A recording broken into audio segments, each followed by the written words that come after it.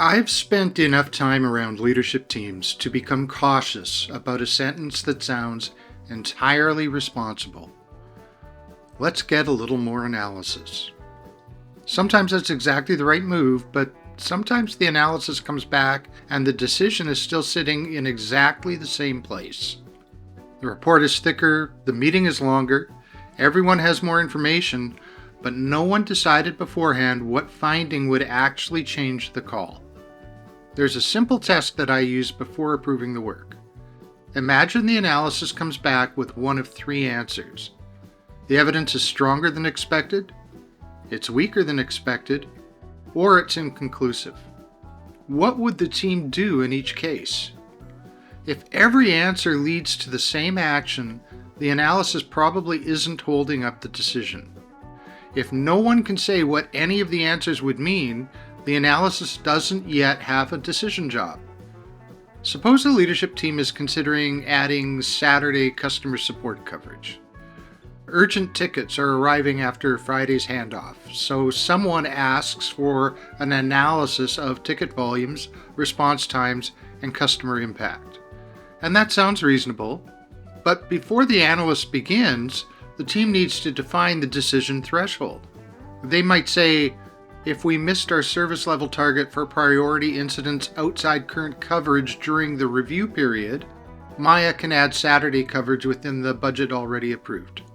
If we didn't, the current model stays in place. Now the analyst knows which evidence matters. Maya knows which call she owns, and everyone knows what happens when the answer comes back. The inconclusive result matters too. If the sample isn't sufficient or the evidence is mixed, decide in advance what happens then. Does the current model hold for another review period? Can Maya make judgment within a defined boundary? Or does the decision return to a specific leadership forum? If you leave that third outcome undefined, an inconclusive report can create another round of analysis instead of helping anyone make the call. Useful analysis has a job. It tests a defined question against a threshold so that a named person can do something with the answer.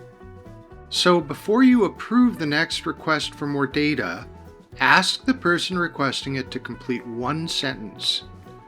If the analysis shows X, we will Y. If that sentence can't be completed yet, don't open the spreadsheet. Clarify the decision first. If this gave you a useful question to take into your next leadership meeting, be sure to like the video and follow or subscribe for more practical ideas about improving decision velocity. And if someone you work with is about to commission another round of analysis, be sure to share this with them. If this problem is already affecting an important priority in your organization, be sure to take the Hidden Drag Diagnostic. I've included the link below.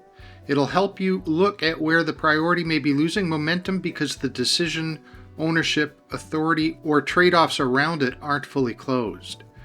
And if it surfaces something that you'd like to discuss with me personally, feel free to reach out. I'd be glad to hear what's happening in your situation and have a conversation about what may be keeping the priorities stuck. My name is Warren Winowski. Thanks for watching.